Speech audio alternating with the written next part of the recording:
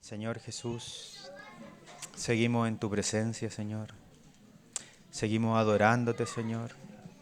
Y seguimos diciendo esta palabra que somos como un tizón, que realmente no había destino para nosotros, que nuestro destino natural era otro, pero hoy día estamos en ti, Señor. Hoy día tú nos pusiste en tu gracia, en tu casa, Señor. Nos levantaste, Señor, como estas tablas, Señor, rodeadas de oro, rodeadas de ti, para edificar tu tabernáculo, Señor. Nos sentimos bendecidos, Señor.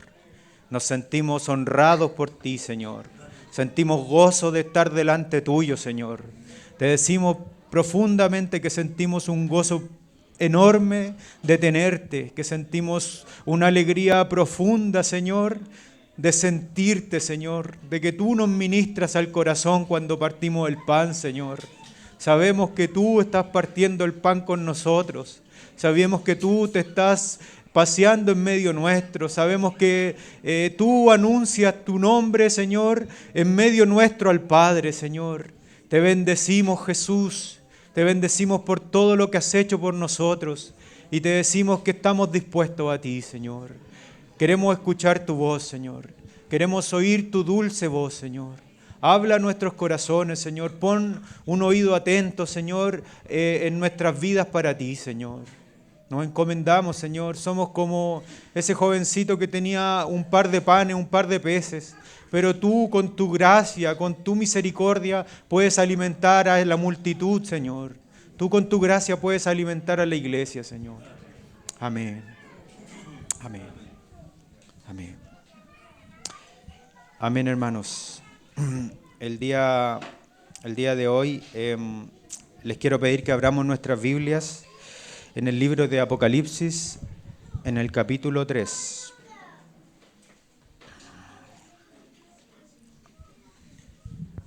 Amén. Apocalipsis, capítulo 3. Búsquenlo en sus Biblias, hermanos, por favor.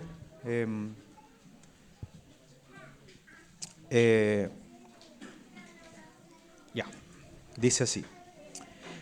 Escribe al ángel de la iglesia en Sardis, el que tiene los 7 espíritus de Dios y las 7 estrellas, dice esto: yo conozco tus obras, que tienes nombre de que vives y estás muerto. Sé vigilante y afirma las otras cosas que están para morir, porque no he hallado tus obras perfectas delante de Dios. Acuérdate, pues, de lo que has recibido y oído, y guárdalo, y arrepiéntete, pues si no velas, vendré sobre ti como ladrón, y no sabrás a qué hora vendré sobre ti. Pero tienes unas pocas personas en Sardis que no han manchado sus vestiduras, y andarán conmigo en vestiduras blancas, porque son dignas. El que venciere será vestido de vestiduras blancas, y no borraré su nombre del libro de la vida, y confesaré su nombre delante de mi Padre y delante de sus ángeles.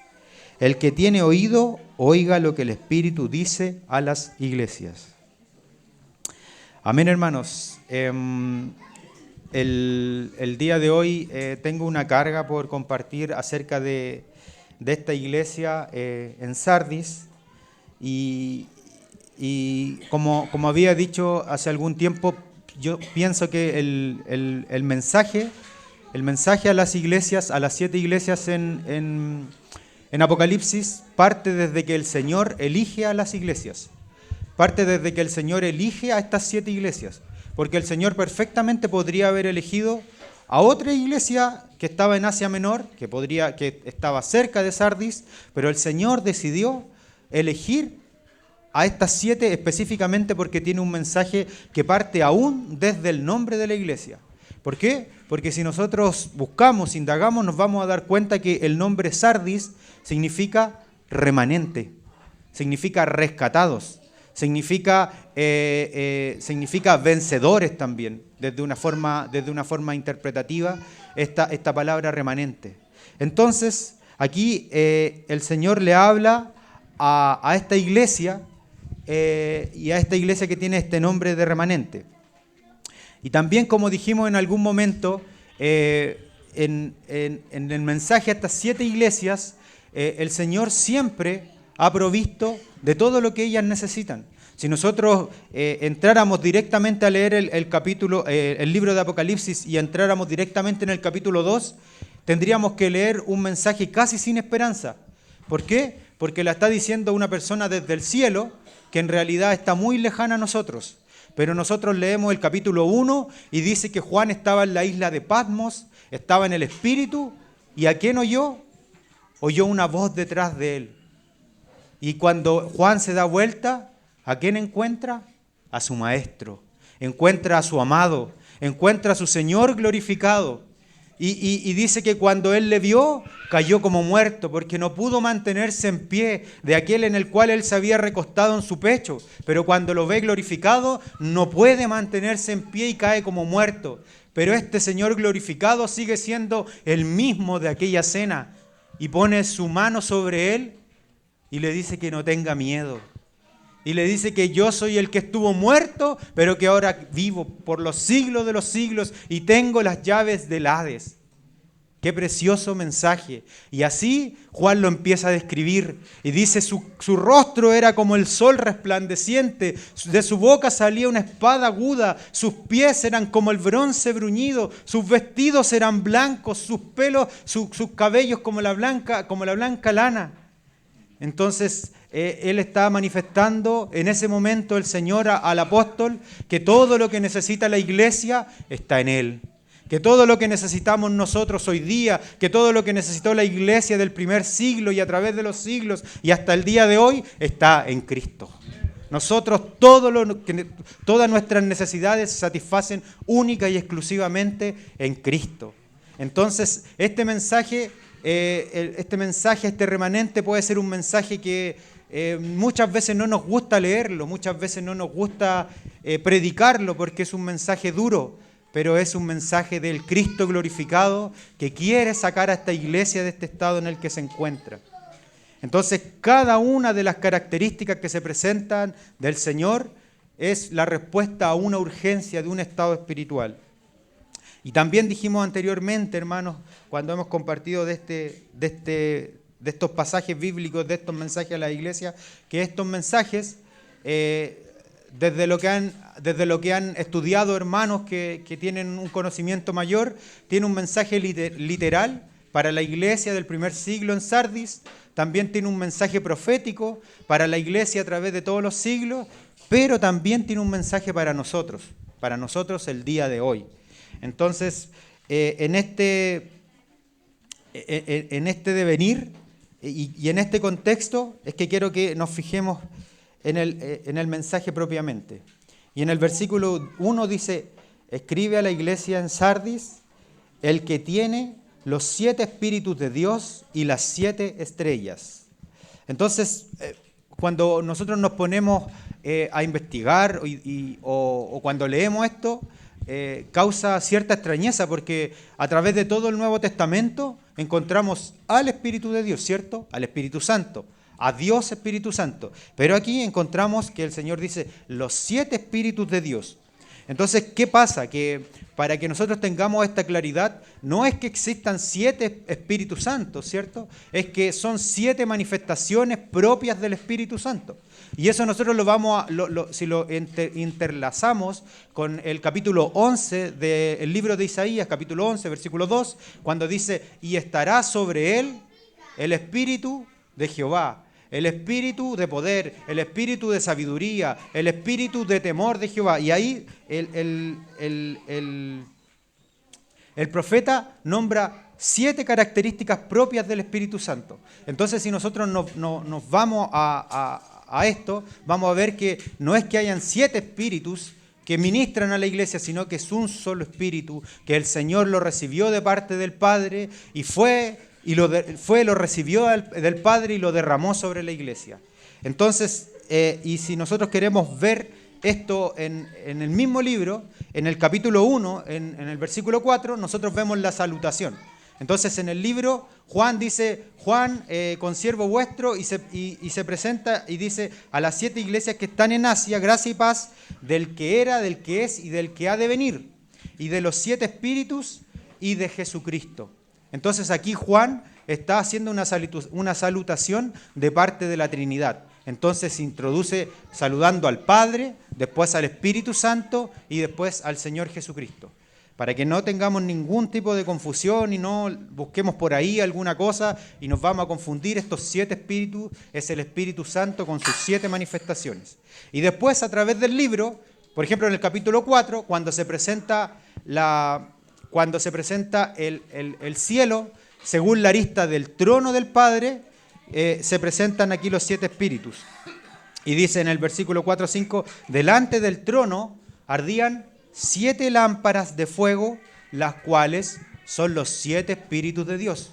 Entonces aquí nuevamente está dándole otra aplicación u otra revelación de cómo es que ministra el Espíritu Santo. Y entonces habla de una persona que está permanentemente ardiendo en la presencia de Dios. Esta persona que hace arder los corazones. Esta persona que está llena de fuego y que purifica los corazones.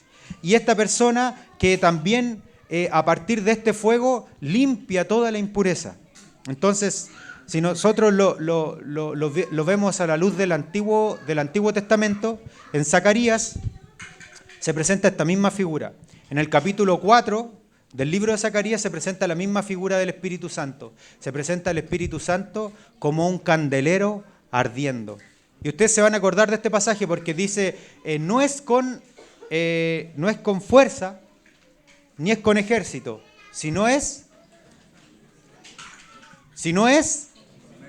con su Santo Espíritu, ¿cierto? Y cuando el Señor le dice a Zacarías esta palabra, no es con fuerza ni con ejército, sino es con su Santo Espíritu, es porque Zacarías le preguntó, ¿qué es ese candelero que arde en esta visión? Entonces él le está diciendo, es el Espíritu de Dios. Es el Espíritu de Dios. Y gloria al Señor, hermanos, porque el contexto de esto es que el Señor le está profetizando a Zacarías que a pesar de toda la destrucción que hay, que a pesar de toda la oposición que hay, Él va a restaurar el templo. Él va a restaurar el templo, porque Zacarías estaba viendo humanamente la tierra y veía que la iglesia estaba muy destrozada, veía que la iglesia no había cómo levantarla, pero el Señor le muestra al Espíritu de Dios y le dice, no te preocupes, porque no es con fuerza tuya, no es con intenciones humanas, no es que ustedes junten un ejército, es que el Espíritu de Dios edifica la iglesia y la presentará como un templo limpio, santo para nuestro Dios.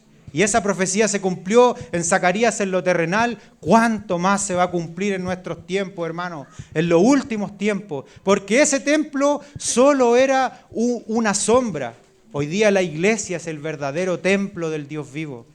Qué maravilloso cómo se presentan estos 7 espíritus. Después, más adelante, en el versículo 5, se dice que este Cordero de Dios tiene 7 cuernos y 7 ojos. ¿Cierto? 7 cuernos, 7 ojos. Y el cielo le dice a Juan, estos 7 cuernos y estos 7 ojos son los 7 espíritus de Dios.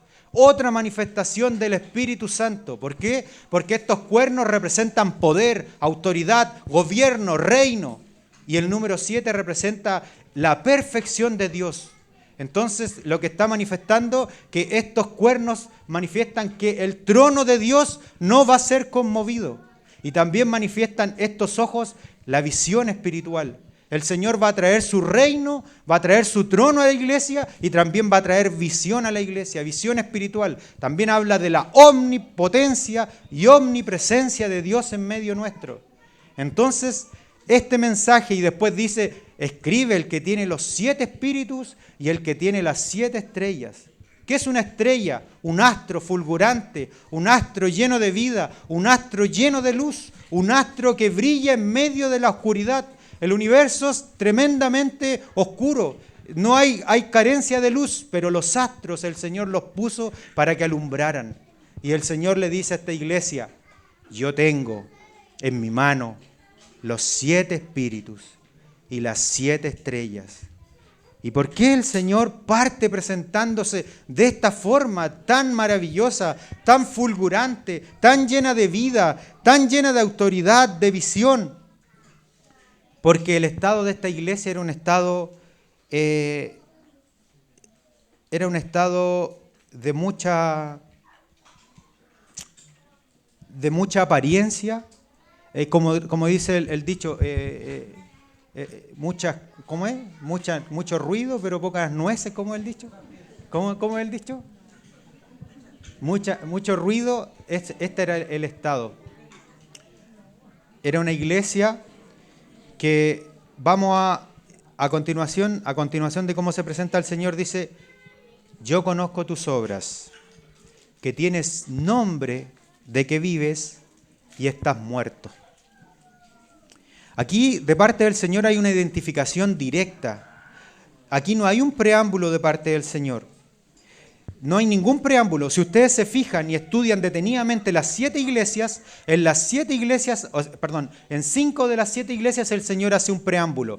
El Señor le dice: yo conozco tus obras y tu arduo trabajo. Yo conozco tus obras y tu paciencia. Yo conozco tus obras y tu tribulación. Yo conozco tus obras que retienen mi nombre. Yo conozco tus obras, tu fe. Yo conozco que las obras postreras son mayores que las primeras. Yo conozco tus obras que guardaste mi palabra. Yo conozco tus obras que no has negado mi nombre.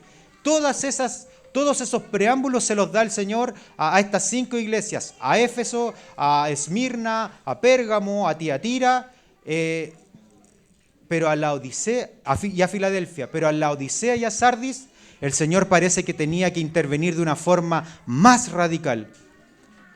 ¿Por qué? Porque el Señor le dice: yo conozco tus obras. Entonces esta iglesia va a decir: ah, sí, perfecto. Tú conoces, Señor, que yo tengo una muy bonita doctrina. Tú conoces, Señor, que yo tengo una muy buena organización. Tú conoces, Señor, que yo tengo todo súper bien ordenado, que en mi iglesia los cánticos salen muy bien. Tú conoces todo eso. Pero el Señor, en vez de elogiar cualquier obra externa que estaban teniendo estas personas que estaban muriéndose, les dice: yo conozco tus obras, que tienes un eslogan de que vives, pero estás muerto. El Señor interviene directamente al corazón de estas personas. Y si nosotros quisiéramos, hermanos, mirarlo de alguna forma, como dije hace algún momento, muchas personas dicen desde el panorama profético: esta iglesia es la iglesia de la Reforma. Esta iglesia empezó con Lutero, esta expresión de la iglesia. Entonces son todos los reformados, los evangélicos, todas estas personas, pero no somos nosotros. Y incluso alguno podría decir: sí, pues aquí está clarito que dice: tú tienes nombre, pero nosotros no tenemos nombre. Así que esto no nos corre a nosotros, ¿cierto? Entonces nosotros nos alegramos y nos ponemos contentos cuando un hermano evangélico nos pregunta: ¿y cuál es el nombre de su iglesia? Y nosotros decimos: no, pues hermano, si la iglesia en Hechos no tenía nombre. Y nosotros, ¡ay, qué orgullo sentimos por eso! Y también muchas veces nos ha tocado ver iglesia pentecostal, no quiero burlarme ni menospreciar a mi hermano, iglesia pentecostal, viva del Dios no sé cuánto, y después nosotros entramos y no hay realidad. No hay vida del Señor. Entonces nosotros decimos: este mensaje es para ellos. Estas personas que están súper equivocadas, que se ponen nombres.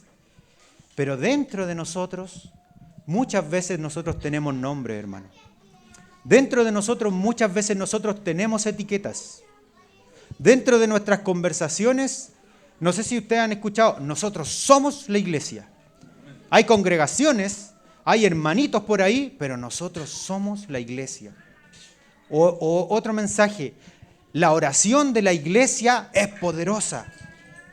La oración de la iglesia, o sea, como que la iglesia tuviera un poder diferente al poder de Dios. Dios es quien tiene poder. La iglesia se humilla a los pies de Cristo y Cristo obra. La iglesia nunca ha tenido poder. La iglesia, como nos decía el hermano Christian Chen, la iglesia es como la luna, que solo es un cuerpo opaco que refleja la luz fulgurante del sol. Qué precioso es entender esto, pero muchas veces dentro de nosotros tenemos nombres de que vivimos. Tenemos formas de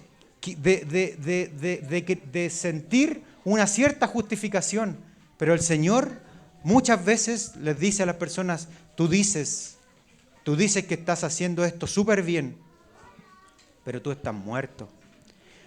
¿Saben, hermanos? Hay una doctrina en este mundo que no me acuerdo en este momento el nombre, pero ustedes se van a acordar y me van a recordar, donde las personas se autodenominan de una cierta forma y nadie los puede sacar de eso. ¿Cómo se llama esa doctrina? Entonces hay gente que se dice, no, yo soy un caballo y nadie me puede sacar, y hoy día se respeta eso. Y eso, hermanos, no es nuevo. Hoy día está de moda, pero esto partió, estas doctrinas mundanas partieron hace mucho tiempo y también se han metido dentro de la iglesia.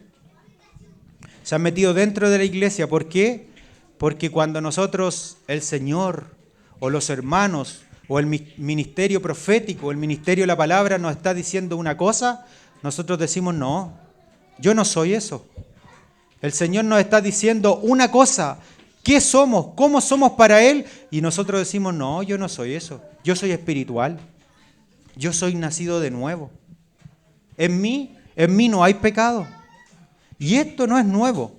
Quiero decir que no es nuevo porque Juan el apóstol en Asia, cuando estuvo luchando, hasta los últimos días estaba luchando con estos espíritus, con estas tendencias que decían, no, si la iglesia no tiene de qué arrepentirse, si el Señor ya la perdonó una vez y para siempre, nosotros no tenemos pecado, en nosotros no hay pecado.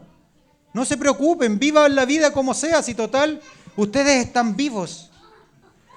Entonces, esta iglesia tiene mucho de hipocresía.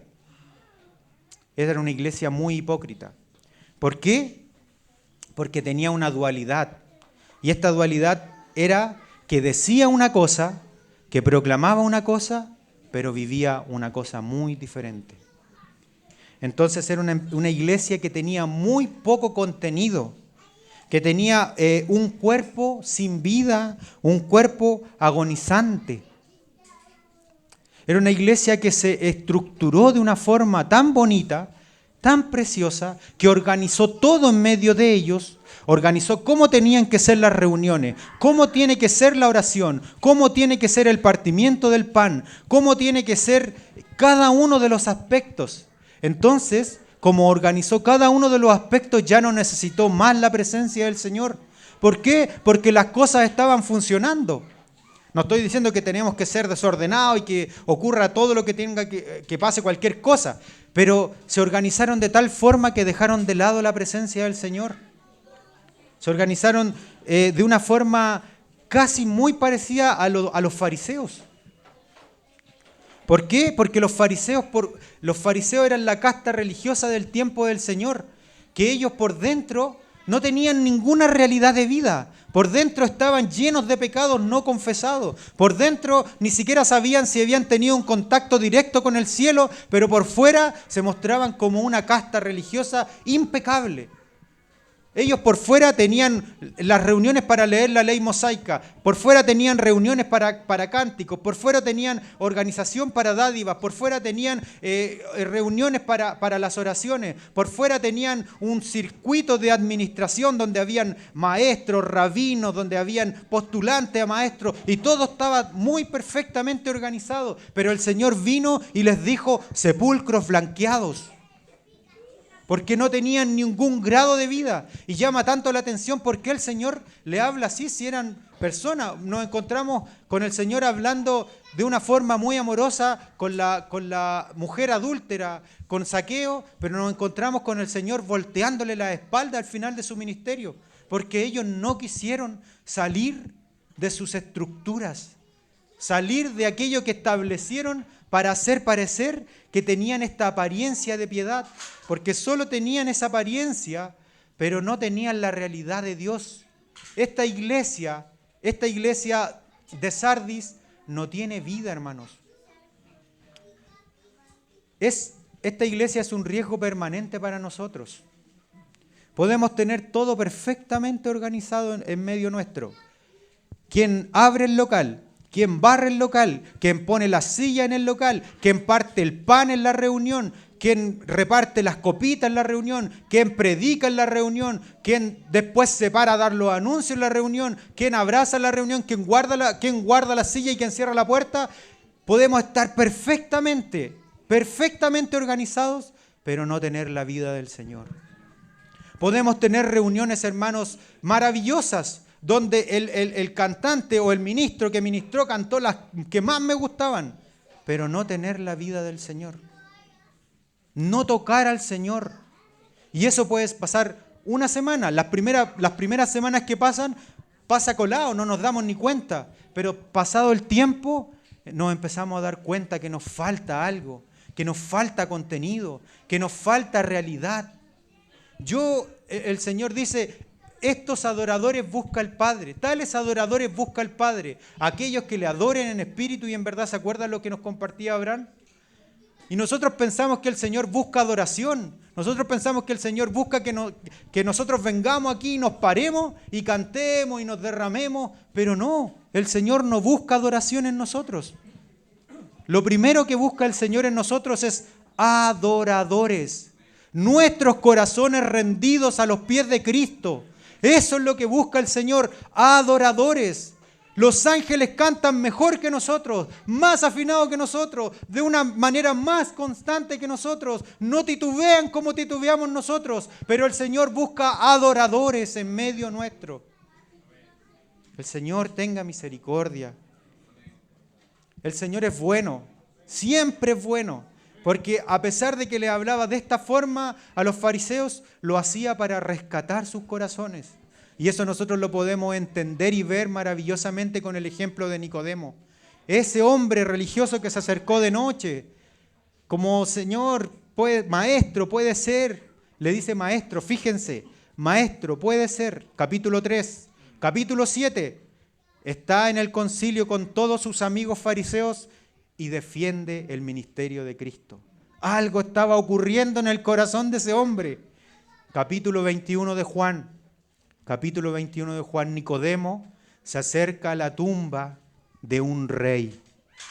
¿Por qué digo que se acerca a la tumba de un rey? Porque se acerca con 33 kilos de ungüento para embalsamar. Si ustedes investigan, hermanos, en la antigüedad, a los únicos que embalsamaban con una gran cantidad de ungüentos eran los reyes. Y Nicodemo fue convertido su corazón. Ya no era su maestro, ahora era su rey. Qué precioso momento, qué precioso devenir de cómo el Señor tocó el corazón de ese hombre. El Señor toque el corazón de la iglesia en Sardis. El Señor toque el corazón de la iglesia en Sardis. Hermanos, muchas veces nos podemos esconder detrás de las formas, como dije. Hay muchos planes, pero ¿cuánto de la llenura del Espíritu estamos viviendo en nuestras reuniones?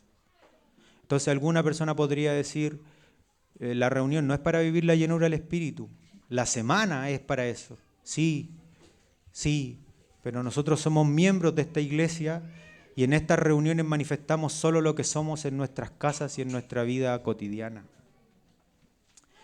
¿Cuántas veces hemos escuchado por ahí, hoy la alabanza hoy día no estuvo tan buena? Y le echamos la culpa al Dani, Le echamos la culpa al Mario, al Pepi. Hermanos, la alabanza es de toda la iglesia. La alabanza es de toda la iglesia. No espere que toquen una guitarra para cantar y para adorar al Señor. Usted también tiene voz.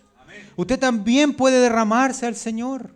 Y no piense que los músicos se van a enojar porque usted partió por allá. No, el mover del Espíritu tiene que hacer que nuestras reuniones sean orgánicas. Tiene que ser que nuestras reuniones manifiesten de lo que hay en nuestro corazón. Eso manifiesta nuestra boca. Eso manifiesta nuestra boca. Cuando en alguna ocasión se nos pide que hagamos algo, que digamos algo, ¿por qué titubeamos? ¿Por qué se nos seca la garganta? ¿Por qué no tenemos palabras? ¿Por qué como que no sabemos qué decir y cómo decirlo? Es porque la presencia del Señor no está. Porque la presencia del Señor no está en su plenitud, en su llenura. O muchas veces, hermanos, peor aún, nos ponemos dualistas como estos religiosos y nos ponemos el traje del hermano. Nos ponemos el traje de pastor, nos ponemos el traje de ministro, nos ponemos el traje y venimos acá y hablamos, pero estamos disfrazados porque nuestra realidad no es esa. Nuestra realidad no es esa. No sé si le ha pasado que de repente usted mismo se ve hablando, orando de una forma que usted no es de esa forma. Es porque se tomó de su traje, ese caballito de batalla que tomamos siempre para hacer pasar piola, para que los demás crean que estamos súper bien, pero en realidad es un caballito de batalla que no tiene realidad, que no tiene contenido, que no tiene la vida del Señor. Y estamos transmitiendo la misma enseñanza una y otra vez, una y otra vez, una y otra vez. ¿Cuántas veces le ha pasado que ya va a leer ese versículo? Y no es que el hermano esté tan profundamente revelado con ese versículo, es que no tiene otro caballito de batalla al cual subirse. Y eso es por falta de comunión con el Señor.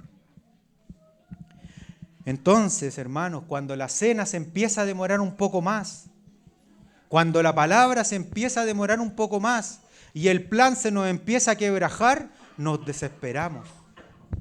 Nos desesperamos. Hermanos, me acuerdo perfectamente el primer día que nos reunimos acá, después de tanto tiempo de pandemia. Cómo llorábamos, cómo estábamos de emocionados. ¿Cuántos años han pasado? ¿2? Y ya titubeamos si queremos venir o no. ¿Cómo anhelábamos estrecharnos? ¿Cómo anhelábamos estrecharnos? Y hoy día vámonos rápido porque hay que preparar el almuerzo. Porque nuestro corazón está en otro lugar.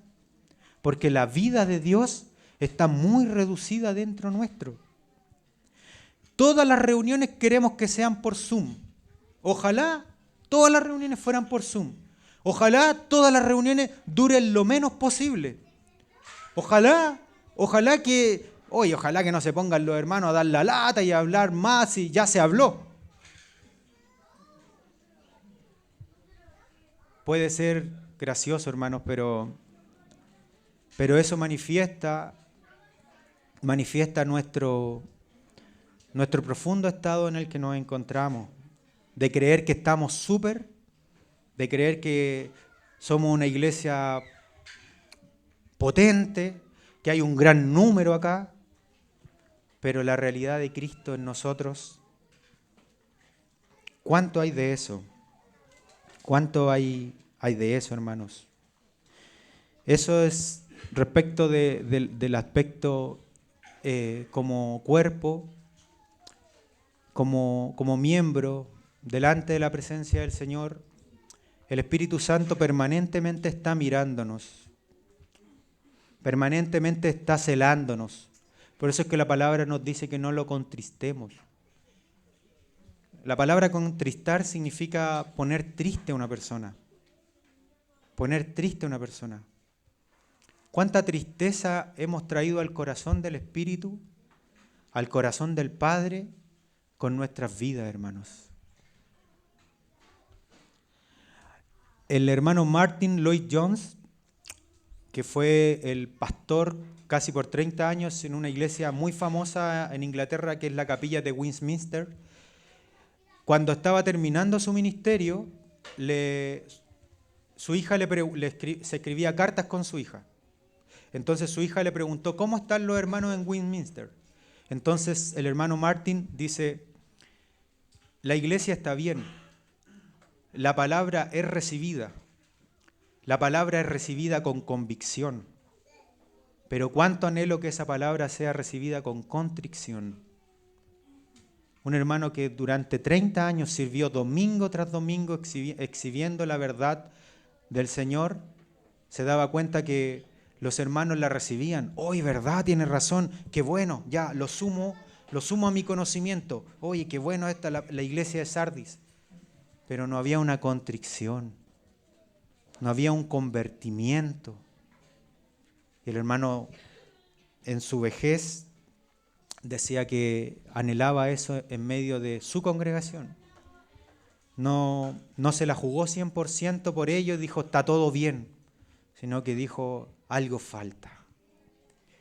Yo me pregunto, hermanos, ¿hace cuánto tiempo que nosotros no hemos sido constreñidos por el Espíritu Santo? Como cuerpo. Y no estoy instando a que hoy día lo hagamos, pero estoy diciendo, ¿hace cuánto tiempo que como cuerpo no gemimos delante del Señor? ¿Hace cuánto tiempo que una palabra no nos bota en el suelo y decimos, Señor, entrego todo lo que soy? ¿Y esto qué trae como consecuencia? Quiero ponerle un ejemplo cuando nos reuníamos en otro lugar con mi esposa. En algún momento los hermanos que estaban a cargo estaban enojados con la iglesia. ¿Por qué estaban enojados con la iglesia? Porque todo lo que ellos decían, los hermanos no lo tomaban en consideración. Entonces ellos decían una cosa y como que nadie los tomaba en cuenta. Entonces ellos no encontraron ninguna otra fórmula mejor que ir donde los obreros y decirle, hermanos, los hermanos no nos toman en cuenta y llevamos tiempo sirviendo acá, po. O sea, la antigüedad constituye grado, po, hermano.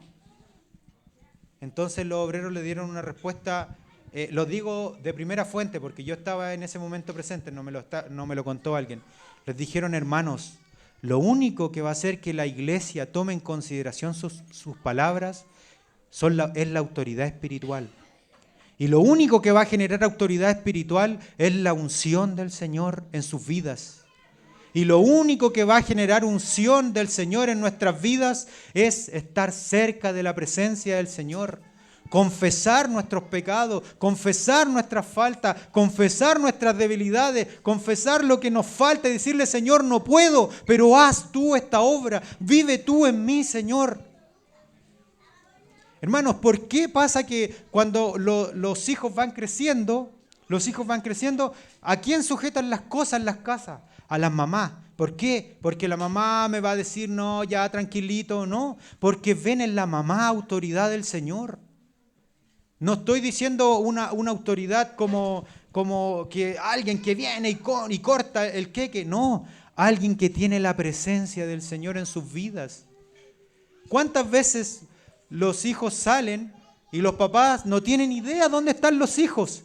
Pero las mamás están orando por ese hijo. Y antes que se vaya ese hijo le están diciendo, hijo, acuérdate que el Señor te ama. Hijo, acuérdate que el Señor está contigo. Hijo, no te vayas sin yo bendecirte de parte del Señor. Eso es autoridad espiritual. Eso es autoridad espiritual. Y no digo que tiene que invertirse esto. Digo que los hombres tenemos que tener en consideración que en nuestras casas tenemos que presentar al Señor. Presentar al Señor a nuestros hijos. Y yo lo digo con temor porque tengo hijos pequeños, pero lo digo también a través de la historia, a través de lo que he visto. ¿Cuántas veces las mamás son las que se llevan esta carga, hermanos? Hermanos, ¿será que este mensaje es un mensaje aislado? ¿Será que este mensaje aparece en esta parte de la Escritura y nada más? ¿Qué dijo el apóstol Pablo? El apóstol Pablo, como estaba corriendo su carrera, dijo, hablando de la carrera, hablando de la corona incorruptible, dice, sino que golpeo mi cuerpo, 1 Corintios 9:27, y lo pongo en servidumbre, no sea que habiendo sido heraldo para otros, yo mismo venga a ser eliminado. El apóstol Pablo se dio cuenta que no se trataba de un título, que no se trataba de que ya, soy apóstol. Entonces, como soy apóstol, aquí estoy, este es mi puesto. No, el apóstol Pablo dijo, yo puedo haber sido un referente espiritual para toda una región, para todo Asia, para todo Éfeso, para todo Corinto. Para muchas regiones. Puedo haber defendido el Evangelio en Atenas, donde estaba la cuna de la idolatría. Puedo haber naufragado. Puedo haber sido azotado 70 veces menos uno. Puedo haber hecho todas estas cosas. Pero eso no me hace detenerme aquí.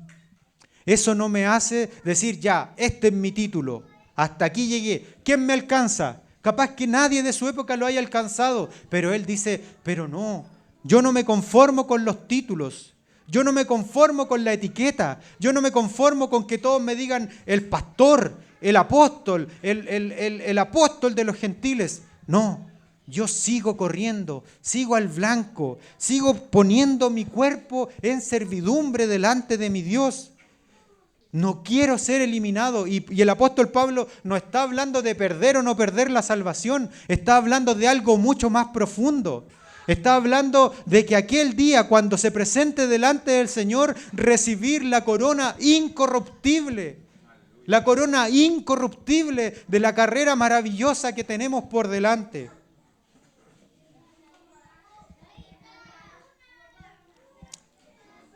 Es un estado triste el estado de la iglesia en Sardis, hermanos. Pero miren lo que les dice el Señor en el versículo 2. Sé vigilante y afirma las otras cosas que están para morir, porque no he hallado tus obras perfectas delante de ti. Entonces el Señor podría desecharnos cuando nosotros ya nos hemos estancado, cuando nosotros nos hemos metido en glotonería, en embriaguez, en deshonra a su nombre, en falta de representación en nuestras casas. El Señor podría decir perfectamente, cortar el mensaje ahí, pero el Señor le da un consejo.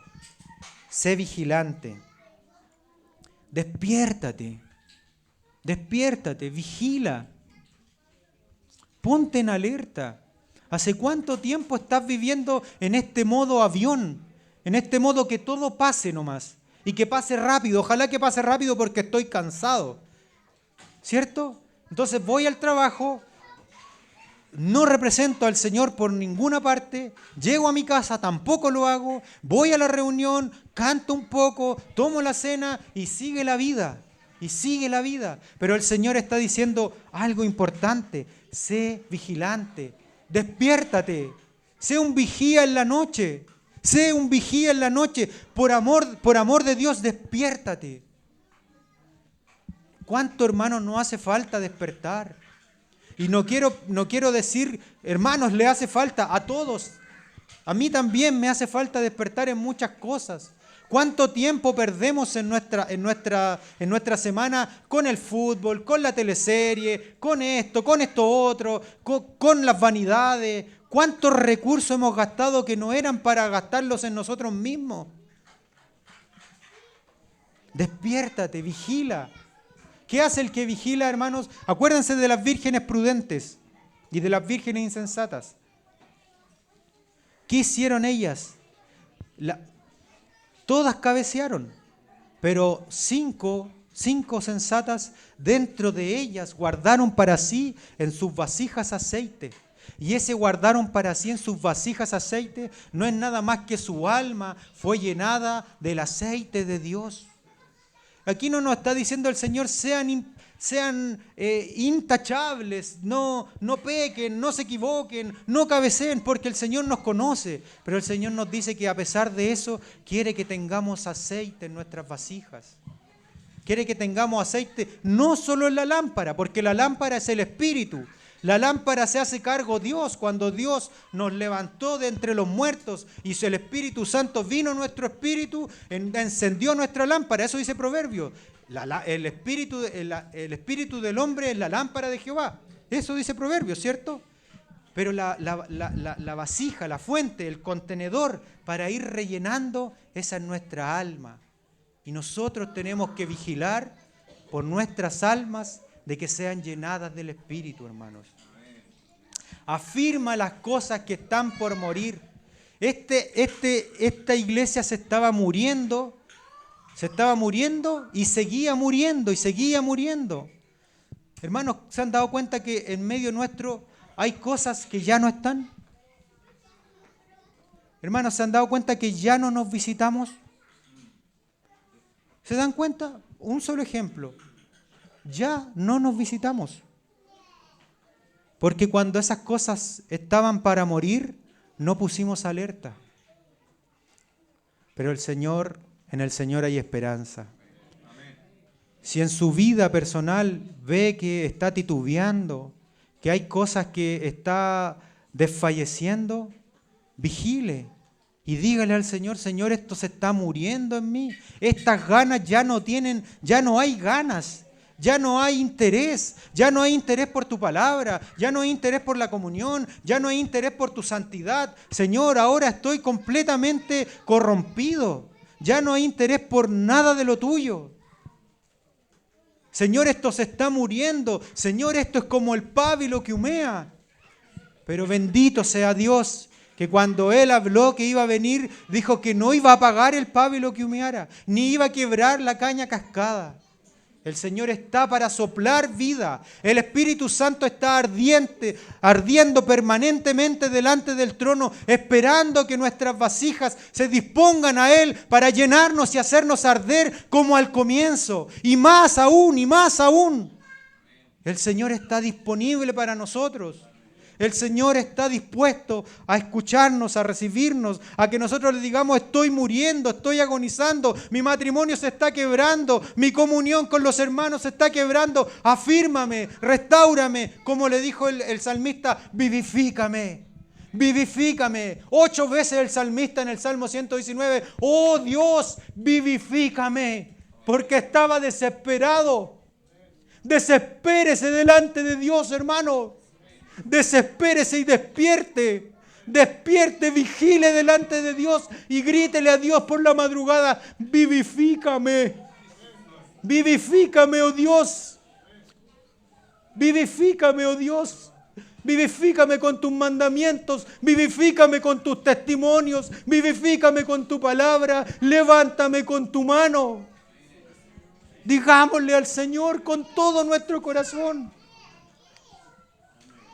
Acordémonos, acuérdate pues de lo que has recibido. ¿Acaso usted recibió del Señor una espalda? ¿Acaso usted recibió del Señor un castigo? Cada vez que vino delante del Señor, el Señor lo recibió.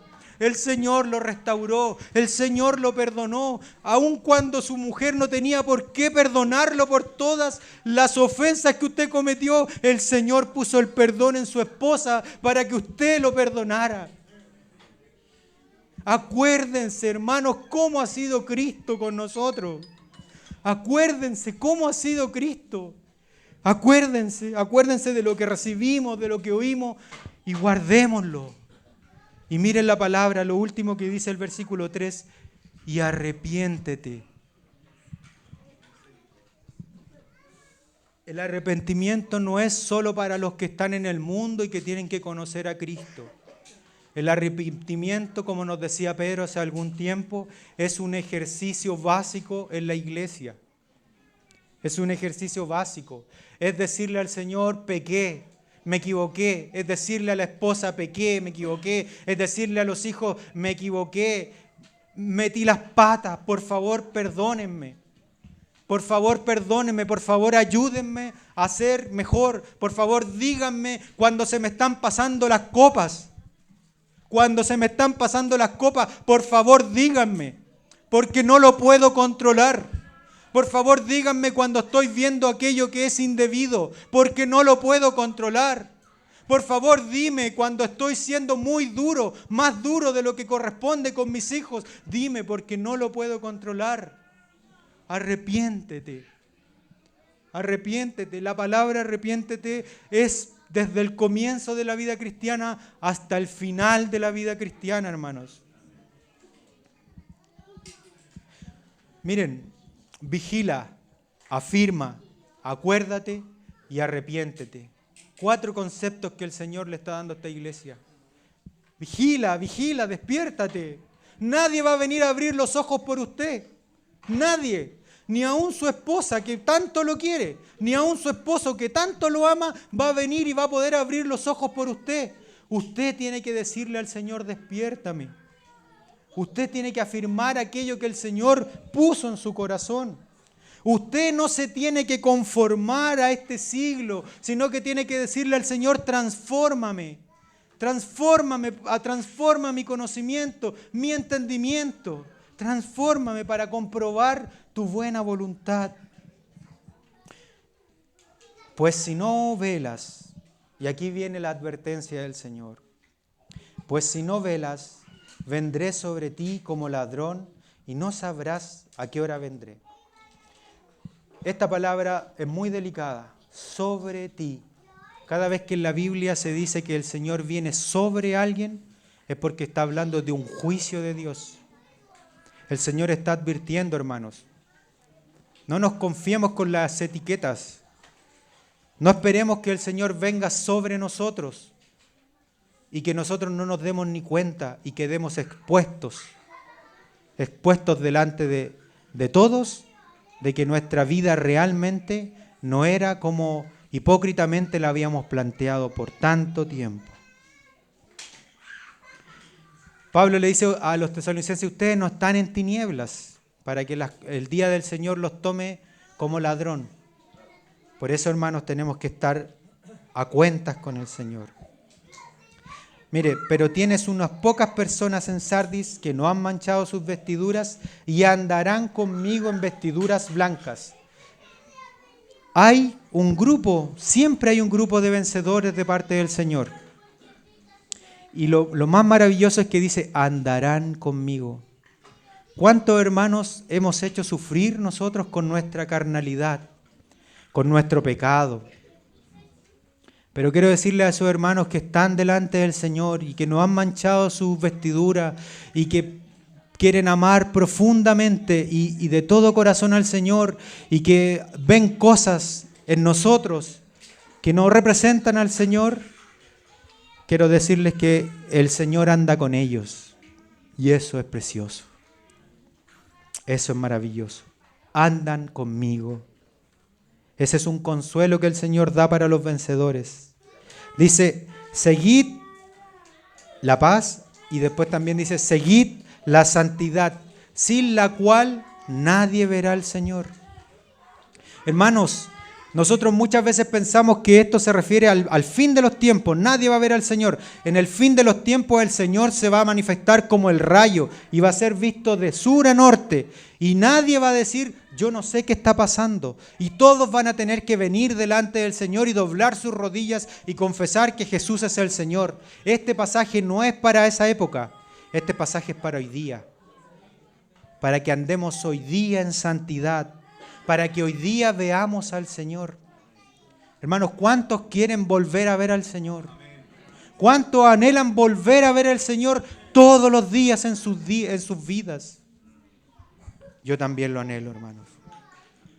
El que venciere será vestido de vestiduras blancas y no borraré su nombre del libro de la vida y confesaré su nombre delante de mi Padre y delante de los ángeles. Hay un llamado de parte del Señor a vencer. El llamado del Señor no es a dar explicaciones. Es que esto pasó porque yo vi que todos los demás estaban así. Entonces yo me empecé a conformar y me empecé a conformar. Esto pasó porque a mí nadie me fue a ver. No, es que yo pedí que me fueran a ver. Yo pedí consejo, pero nadie estuvo. El Señor está siempre. El Señor no le está pidiendo explicaciones hoy día, hermanos. El Señor le está pidiendo que usted venza en esto. Que usted salga de esa etiqueta de hermano santo, pero que en su semana no se porta como un hermano santo. Y que se vuelva y que se arrepienta y que vigile y que afirme esas cosas que se están yendo. Vestidos pues como escogidos de Dios. Así dice la palabra. Hermanos, para concluir, porque esta palabra la está diciendo el Señor y en el Señor siempre hay esperanza. Y el mismo Dios de paz os santifique por completo y todo vuestro ser, espíritu, alma y cuerpo sean guardados. El mismo Dios de paz puede hacer esta obra en nosotros, en nuestro espíritu, en nuestra alma y en nuestro cuerpo, en estas 3 etapas de nuestra vida que tienen que ser rendidas a Cristo. No se conforme con lo que se produjo hoy día en su espíritu, no se conforme con el gozo que sintió en su alma hoy día. El Señor nos santifica por completo. Cristo amó a la iglesia y se entregó a sí mismo por ella para santificarla, habiéndola purificada por el lavamiento del agua por la palabra, a fin de presentársela a sí mismo una iglesia gloriosa, que no tuviese mancha, ni arruga, ni cosa semejante, sino que fuese santa y sin mancha. Cristo lo amó profundamente. Cristo me amó profundamente y se entregó por usted y por mí. Este llamado no es para que usted se acerque a Cristo. Este llamado es para que usted deje que Cristo haga su obra en su vida, porque Él ya se entregó, porque Él ya lo amó, porque Él quiere limpiar esas vestiduras blancas y hacerlas que no tengan ninguna arruga, que no tenga nada de qué avergonzarse. Que hoy día usted, si parte a la presencia del Señor, parta con pleno gozo y no engañado, diciendo, no, si yo soy espiritual, y descubrir delante del trono de Dios que no estaba cumpliendo porque Dios había visto que tenía nombre de que vive, pero que estaba muriendo. Amén. Pongámonos de pie, hermano, por favor.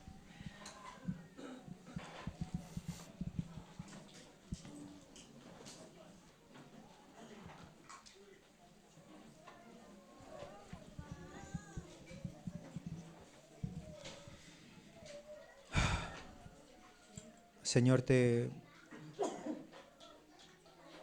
yo te quiero pedir perdón, Señor. Yo te quiero decir que me arrepiento profundamente, Señor. Te quiero decir, Señor, que te quiero pedir perdón, Señor, por la hipocresía de mi vida, Señor. Te quiero pedir perdón, Señor, por el menosprecio hacia tu presencia tantas veces, Señor. Te quiero pedir perdón, Señor, por no buscarte de madrugada, Señor. Te quiero pedir perdón por justificarme tantas veces, Señor, delante de ti.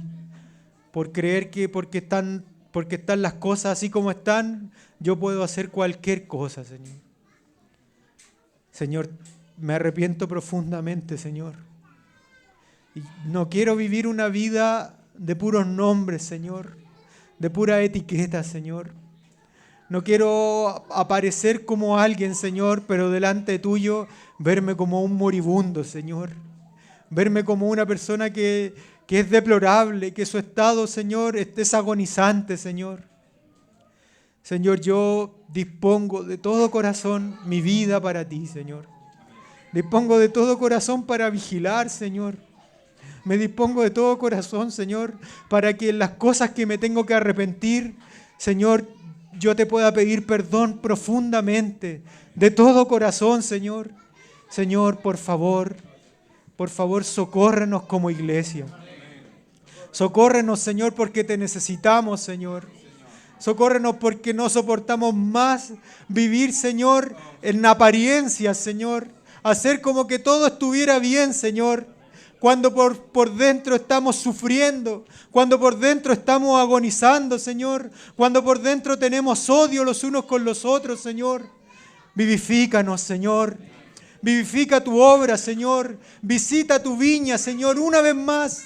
Y despierta nuestros corazones, Señor. Nos ponemos delante tuyo, Señor. Amén.